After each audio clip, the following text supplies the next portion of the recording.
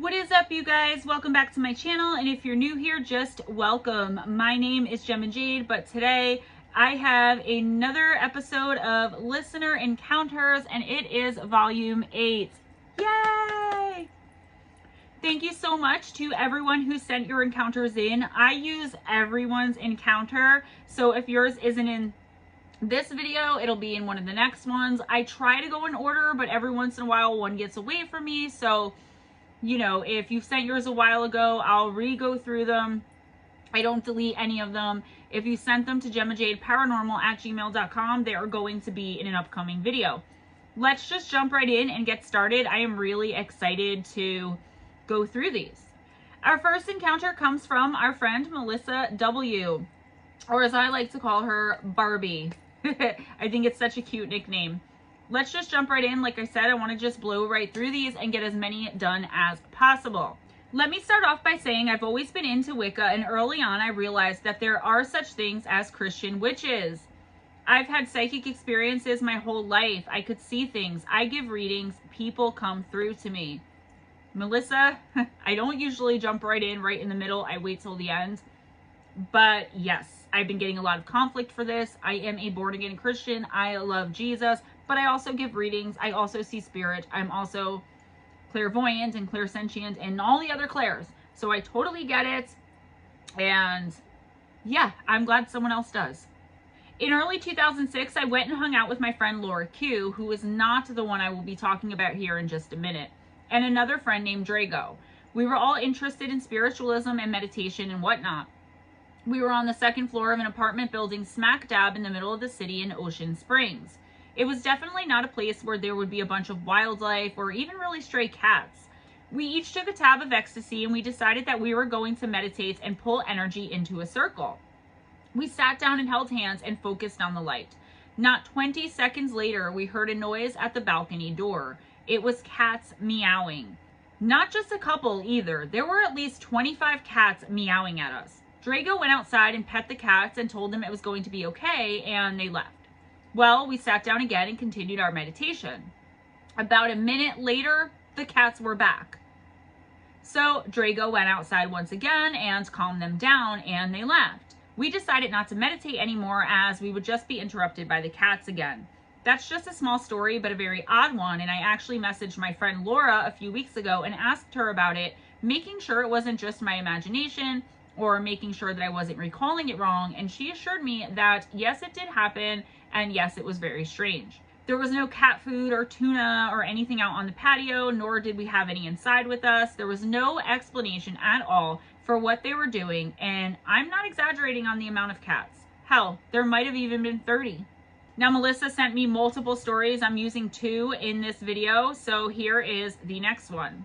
My best friend Laura and I were inseparable. She's the one who gave me my nickname Barbie when I was 15 years old because I was 4 foot 10 inches tall with blonde hair and blue eyes, so she said I looked like a life-size Barbie. Totally irrelevant, but she's the one who gave me my lifelong nickname. I just wanted to let you know how big of a part of my life she was.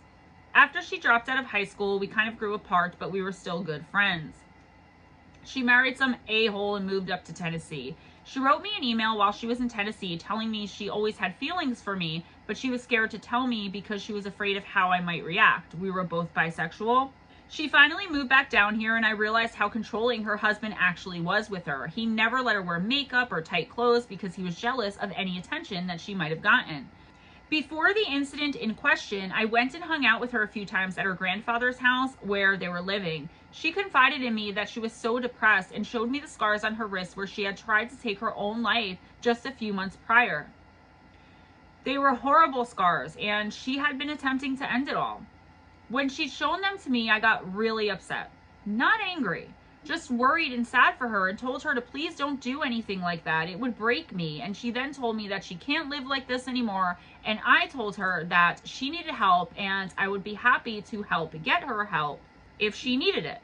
She had been trying to have another child after having 4 miscarriages. All she ever wanted was to be a better mother to her child than her mother was to her. She went to the gynecologist and they discovered that she had what is called a bicornuate uterus, which means it's heart-shaped and would never be able to have children naturally. She would have been a better mother than hers was to her, definitely.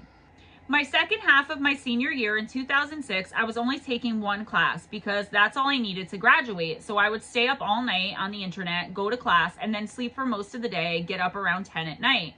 Well, one day she called while I was at school. I saw it and thought, oh well, I'll just call her back in a little bit. Needless to say, I forgot to call her back.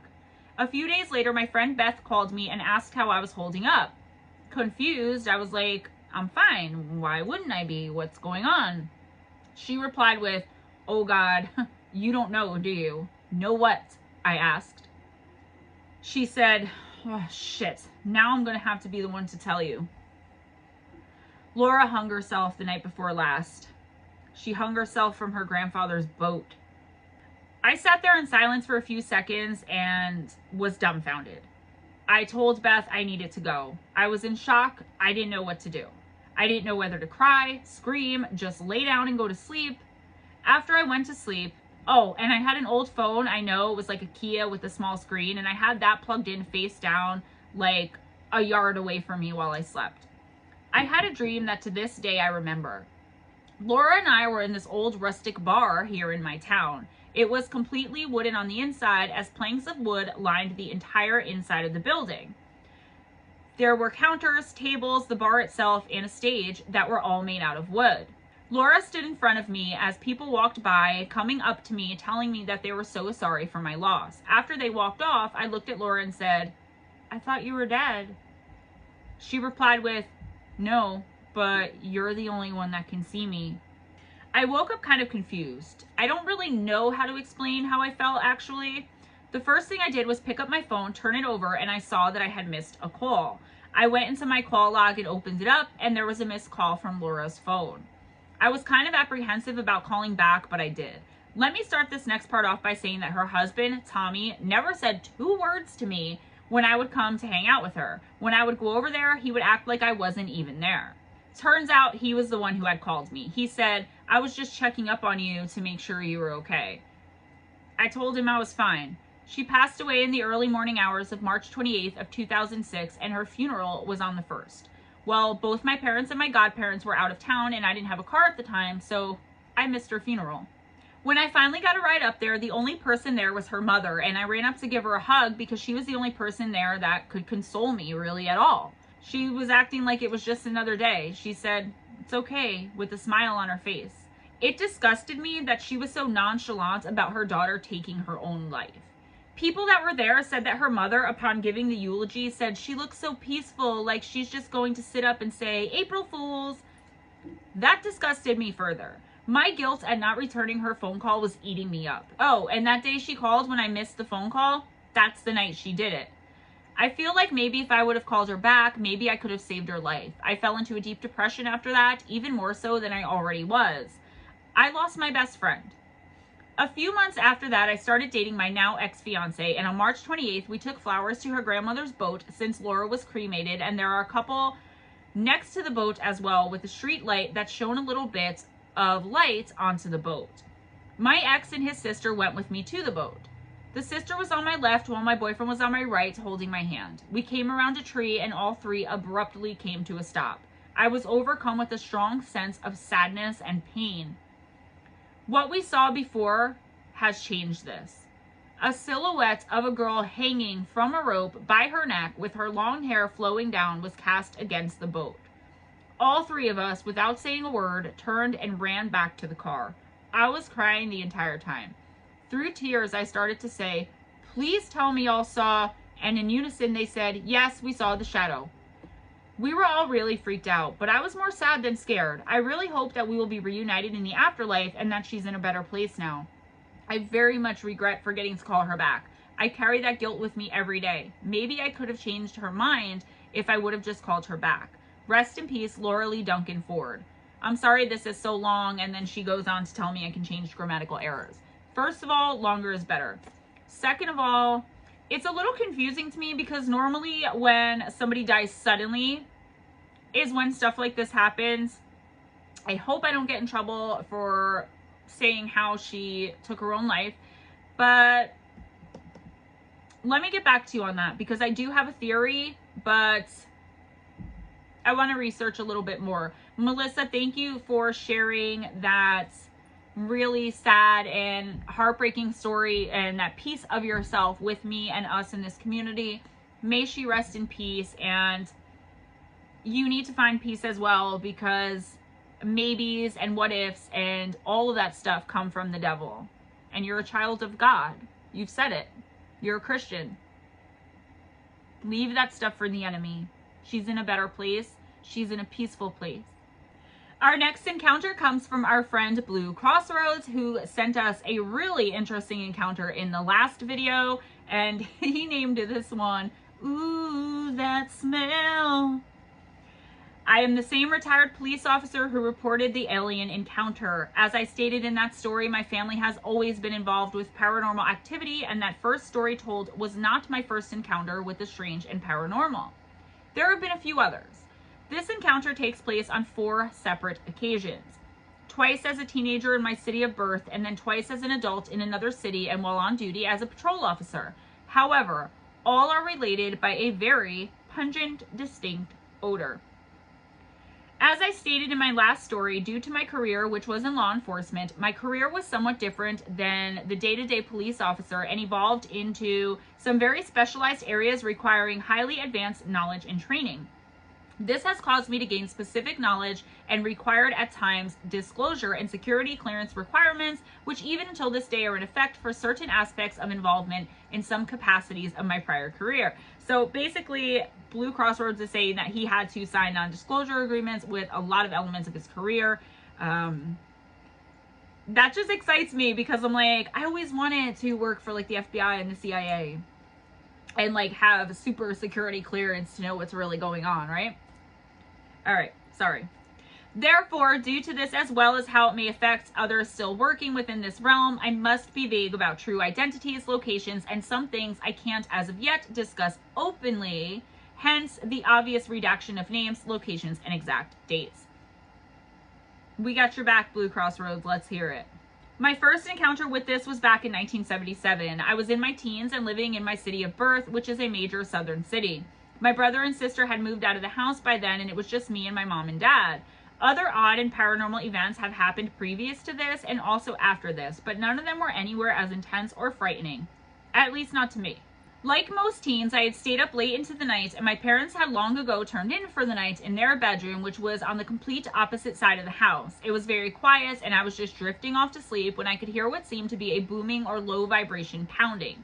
It sounded like it was very distant and perhaps coming from a block or 2 away. However, that did not last long. Even back then, I was very much into music, and of all things, I played the drums. To me, that's what it sounded like. It was precisely rhythmic and sounded like someone steadily playing a kick or bass drum. Boom, boom, boom, boom. It was getting louder and louder. I thought it was possibly a car and someone had the tunes cranked up, but all I heard was that boom, boom, boom, boom. No vocals, no guitars, no nothing but that pounding. Then it was so loud that whatever it was sounded like it was coming from within the house. There was nothing I knew of that could make that sound, and so rhythmically, other than my drum kit, which I was looking at and nothing on it was moving, the sound grew louder and louder, now pounding in my head. At the same time, I could feel the pressure in the room change, and even though I could not see anything, I knew something was in the room with me and standing beside my bed. A very unnatural fear came over me, a panic type fear. It was very primal, and I began to sweat from it.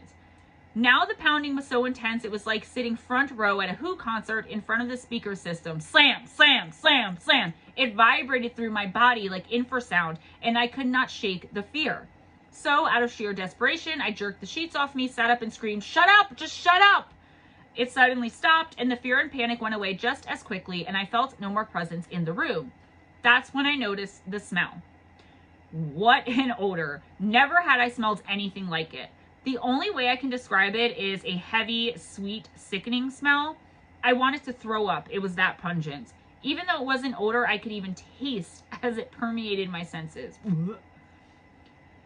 It faded away after a few minutes, and I then thought of my mom and dad. I went to their bedroom to check on them, and they were both sound asleep as if nothing had happened. I checked with them the next day, and neither had heard, saw, or smelled anything. The second time. Fast forward to about a year later, and I came home from school in the afternoon and noticed my mom's car at home. I went into the house and immediately smelled that same sweet, sickening smell as from the time before. I found my mom in her bed sick with a really bad headache. She had felt bad and came home early from work and went straight to bed.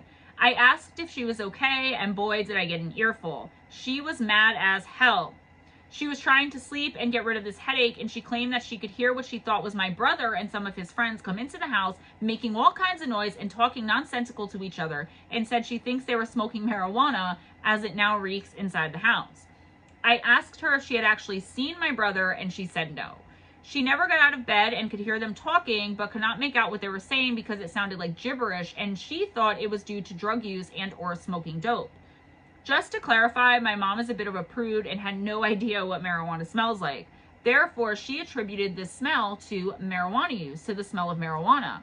Also, my brother nor anyone else was home at the time that this all occurred. I also checked with him later, and he had not been there all day that day. The third time.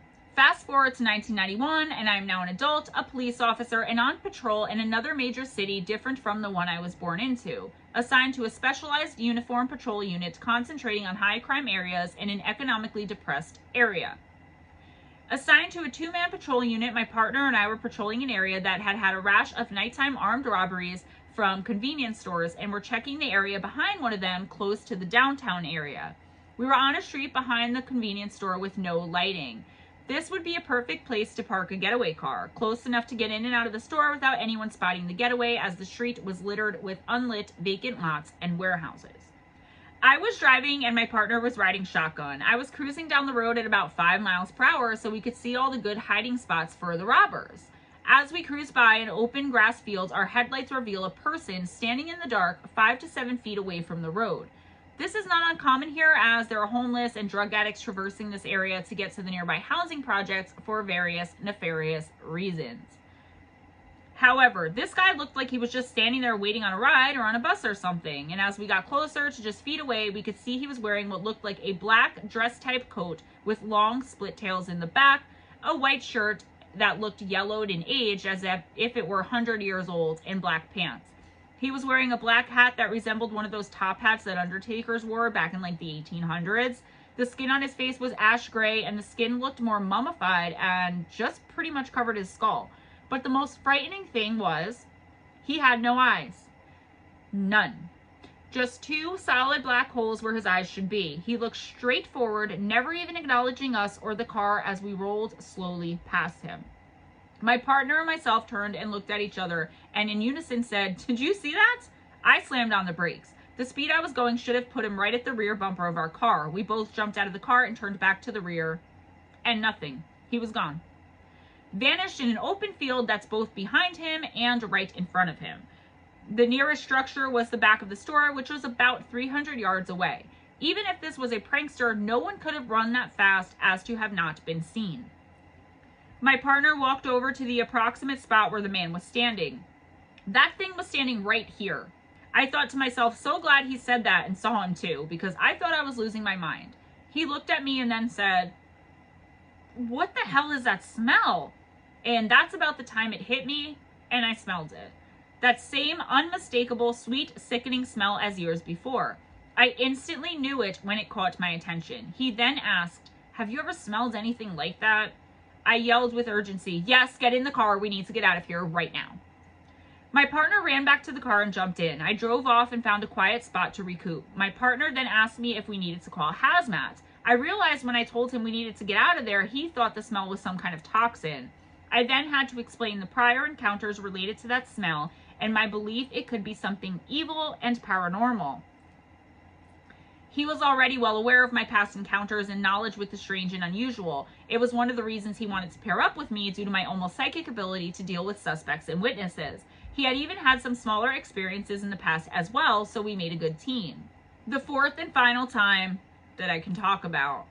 A few months after this last encounter, my partner and I were in the same area. It was a quiet night and close to time to going home. Dispatch put out a possible home invasion in progress and was in the process of obtaining more information.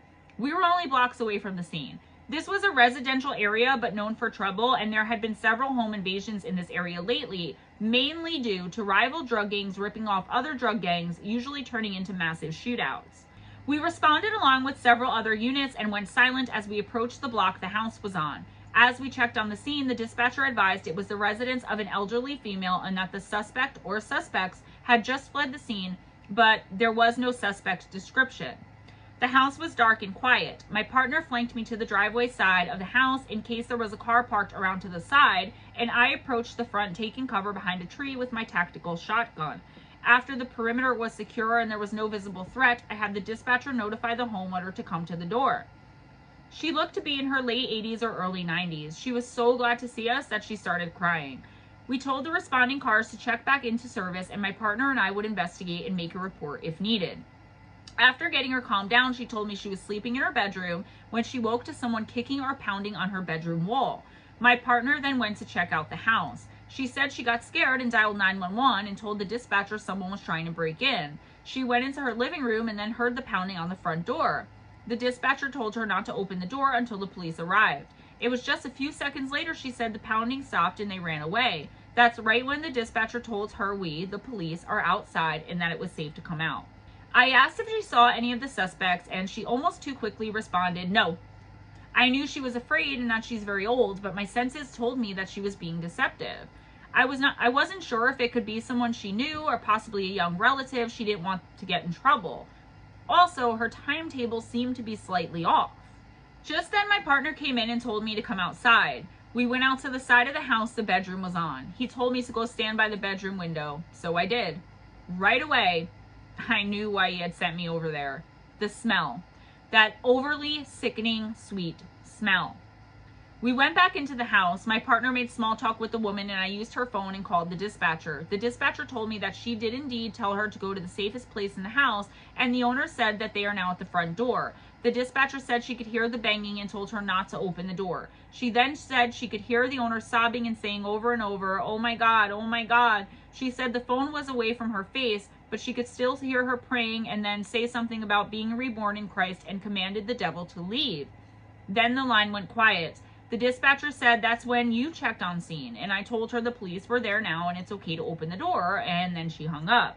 I talked to the owner again and told her that everything was going to be all right. There would be no more banging on the walls or door. I then smiled at her and said, "You told that man that you didn't see with the black coat, white shirt, and no eyes that you were in charge here and that your faith was stronger than his fear and ran him off for good." Her eyes lit up and she said, "So you saw him?" I told her, "Not tonight, but we have in the past, and we ran him off too." My partner then told her that that was some time ago and we're still around, so we know you will be also. She smiled and hugged us, and we also told her we would finish out our shift parked in front of our house, and from now on when we were in the area, we would drive by and even stop in when we could. We did for quite a while and she had no more issues. I wish I could say the same for me, but there are more encounters to be had. Thank you, Blue Crossroads. I love how your police instinct kicks in when you're writing and how you describe things, because I feel like I'm like watching a movie, like you're ducking behind the car and your partner's by the tree, and like it's just really cool because I can picture it in my head, especially since I know what you look like. Tell wifey I said hello and thanks again. Keep them coming. These are great. You were also right about one thing. In my experience, in my research, that smells like that, especially ones that are that bad and pungent and strong, are always associated with demons, the demonic realm, and even Satan himself. So if you're still experiencing this, I would maybe, I mean, it's been all these years, but it's definitely demonic. I'm 100% sure. Our next encounter is from my good friend GhostDragonzw. He's always in the live streams. He's usually ghost in chat, and he's been with me for a really, really long time. I want to say since I started the channel, maybe not that long, but he's one of the names I remember from like the very beginning of my career, even if it's when I first started with Steve. So anyway, I've been waiting for a while to get some encounters from him, and I really appreciate you sending them. After sending me some beautiful love and light and hope from some things that I was dealing with and just being an absolute sweetheart, definitely things that you've said, Dragons, resonates with me. The observing, the watching, that kind of stuff. So I can't wait to speak to you more on that. I always pray for you. I pray for all of you. So let's get to the story though. Okay, now a story that changed my hair color and my path.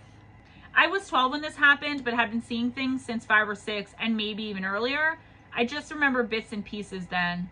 Okay, back to my story. It was early September, the evening shadows getting longer and a touch of fall chill in the air. I had been at my buddy's house messing around when I heard my dad whistle for me. Man, could he whistle, and loudly. I could hear him from the other side of the graveyard in a different neighborhood. Anyways, that's when I realized it was going to be 8 p.m. and I had missed dinner. So I booked it home, deciding to cut through the graveyard to save time. As I got to the back end of the graveyard, I realized how dark it was already because of all the trees. All the times I'd cut through the graveyard at the time, it never seemed as dark as it did that night. Weird thing was the moon was bright that night, and yet the moonlight didn't seem to pass through the trees here. Yet I went on. As I got about midway off to the right of me, I noticed a light coming from the only tomb, the tomb building. I think you mean a mausoleum, but he says tomb building in the graveyard. I thought it might be the caretaker, so I walked over to say hi to John. But no John. No one was there, but a light was still coming from inside the locked tomb. So a little worried, I started to back away from it, and that's when I saw it. First, as a bright light coming through the doors and towards me. As it moved towards me, it lifted into the air, and now it was standing before me, with its arms still stretched out like a cross, and it started moving towards me again. I froze in place. I couldn't move. I was just amazed at what I was seeing. Then it happened. It went straight through me. First, it was cold, and then a sudden warmth came over me. As it passed through me, I heard a voice say, "I have a different path for you." At that time in my life, I wanted to be a minister, a good preacher. Then it was gone. I stood a little in fear and amazement, and I was a little freaked out. I shook it off and ran home. When I walked in the front door, my mom was standing in the kitchen. She looked at me and gasped and said, "Oh my God, what did you do?" Dad came in from the den and looked at me and said, "Why in the hell did you dye your hair white?" Not knowing my hair had turned white, I ran to the bathroom mirror, freaked out a little bit, and walked back into the kitchen. Then I said, "I didn't. Why would a blonde like me do that? I would never do that. I swear I didn't." Mom said, "Even if he did, you would be able to smell bleach or dye, and I don't. So what happened, and why are you shaking so bad?" So I gave them a play-by-play of what had just happened. My mom seemed to believe me, knowing that I've talked about seeing weird stuff over the past years. My dad, on the other hand, just wasn't sure if he believed me. He's kind of hard to read at times, but still to this day, it's never been mentioned again. Anyways, the next day I got up, and being a Saturday, my dad was already up and reading his morning paper. As I walked into the kitchen, I heard him say, "You're not starting school looking like that. I'm shaving your head, like it or not." Sorry. Just so you know, we boys, I have 3 brothers, all had our heads shaved until we turned 10. Then we were allowed to decide to let them shave our heads or grow it out and have the barber keep it neat, as my dad would say. So yeah, I was a little bummed, but I did understand. My brothers, after telling them, 2 believed me and 1 didn't. My hair stayed white for a few years, then slowly started turning back to more of a dirty blonde, but on the sides of my head, I still had streaks of white, which made me look older than I did. I still do, and when I grow my beard out, it's white as snow, even in my younger years. I had always taken this as a right message from God, so I waited for that path to come forth. It wasn't until a few years back when I noticed that he had already put me on the path that he needed me on. And yes, I have wandered off that path many times, yet I always seem to find my way back, thank God, and I mean that literally. After this had happened, I also noticed that the things I see didn't scare me anymore, and that I seem to, at times, know things and understand things that I didn't even know before. I also started carving research on topics of all things biblical and paranormal. Over the years, I also realized that a lot of times the things I see, like shadow entities that are following other folks, I see them, but a lot of times I don't think they see me. Same with most of the black and white-eyed kids I've seen in the hospital. Just for the record, I only saw 1 white-eyed kid. It was a little girl, and that was also in a hospital, and that's a whole other story. I have had a couple of times that I know me and these entities were looking at each other, but it seems to be a rare thing. But those are my stories for another day. I hope I did okay with this. You did amazing, and I think you've sent me those hospital stories to the other email, and like I ended up losing them, and I know you got other things going on, but I would be really interested to hear those. This was amazing. Like, I'm kind of jealous, like a real visit from the Holy Spirit. Incredible. I really look forward to talking to you. You know, you can hit me up anytime. I know life happens and we get busy. Happens to me too, but you know how to hit me up anytime you want. I really do want to talk about the other stuff we were talking about, the watching and observing. So guys, that's all I have for you today. I want to thank my Melissa Barbie, Blue Crossroads, and GhostDragonzw for this incredible encounters video. I think I have enough to even film another one. So I can't believe we're on 8 already. Guys, thank you so much. You have no idea how much this means to me that you guys are helping me out with content in this way. It really does kind of put a break on me because it's less script writing I have to do and more script writing I can write for MP&M. So, all right, if you enjoyed this video, please give it a big thumbs up. I really, really appreciate the likes, guys. They really help me out. So if you like the video, please hit like. I would definitely appreciate it. Spread the love by sharing this video. Be sure and leave a comment. I try to get back to as many as I can. There's no way possible for me to get to all of them, but I do try my very best for you guys as always. Please check out the description box for links to the 3 live streams I do every week. On Friday night, Campfire Stories with Steve Stockton, and now we started having like a panel to discuss all kinds of campfire stories, paranormal activity, just a bunch of people, usually subscribers, other YouTube creators, podcast creators, and just friends of ours to come in and just chit chat and have a lot of fun from 7 to whenever Eastern time over there on Missing Persons and Mysteries. And Sunday night Fireside Chat, me and Steve, STEMMA, talking about things and stuff and things with you guys in the chat. You are a part of the conversation, so come and join in. And that's from 7 to 8 p.m. Eastern time as well. And then Wednesday nights right here on Gemma Jade, we are doing oracle readings live for the people in the chat. So we pull an oracle card of your choice and read it to you. It's like a free mini oracle reading, like a little daily, right? For you guys, and we really enjoy it. We usually go from 7 p.m. Eastern time to either 10 or 11, depending on how many people, and that's also me and Steve Stockton, STEMMA, because you can't have one without the other, it seems, and I'm loving it. Also, Justiceforcalebsmith, there are some updates, some things that April has come across, but I haven't really been mentioning it because I need to talk to her to make sure that it's okay to bring these things up, and I'm sure that she's going to let me know as soon as she has some things confirmed, maybe things that can kind of progress the case into some forward motion finally, so April doesn't have to be the only one investigating her own son's death. Justiceforcalebsmith, always the interview 2-hour that we did, Steve and I, with April Arrington on Missing Persons and Mysteries back in April or May, will be in the description box, and I'm hoping to get her in for another interview if we can't get the podcast rolling. It just didn't seem to work out for us. We might still do it, but I at least want to get her in another interview once she sorts through all of this new stuff coming in, offers of help and new information, new leads, and I just need to make sure that what I present to you is okay to present publicly, because April is my sister in Christ. She's become a sister to me, and I would never betray her trust in that way. So just be patient. There is more info coming on that soon. Also in the description box, links to my PayPal and Patreon for donations to the channel. Guys, be kind to each other. It doesn't cost anything. Also, be kind to yourself. Always go in grace. It costs nothing to be a nice person. Thanks so much for coming and hanging out with me, and I will see you next time. Bye-bye.